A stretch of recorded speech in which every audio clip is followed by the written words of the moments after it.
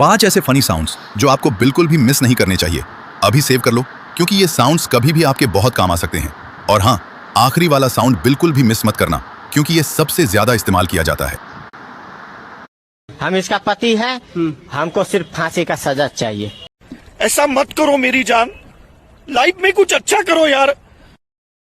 अच्छा जी, ऐसा है क्या? ए लड़की, तुम बहुत चपर चपर बोलती हो, चुप रहो। अरे दे देने को कौन कह रहा माँ की चूस चूस की ढालेगी?